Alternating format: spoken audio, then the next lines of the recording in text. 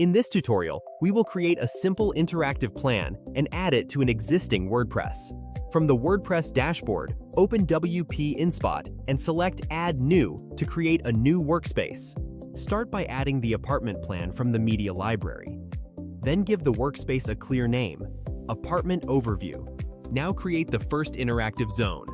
Select the polygon tool, trace the outline of the living room, and close the shape. With the zone selected, name it Living Room and set the zone type to text. Add the description, then set Content Display to Popup. Next, add a marker to the balcony and name it Balcony.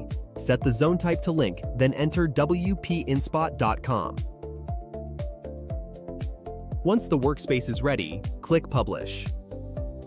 Open Preview to test the living room pop-up and confirm that the balcony marker opens the link correctly. Copy the workspace shortcode. Then open the page where you want to display it and paste the code into a shortcode block. Click Save button. Now open the page on the front end to see the embedded workspace in action.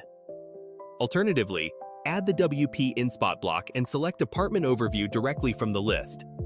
This was just a simple example of what you can build with WP InSpot.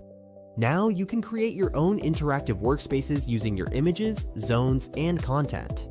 Visit WPInSpot.com for more tutorials, documentation, and practical examples.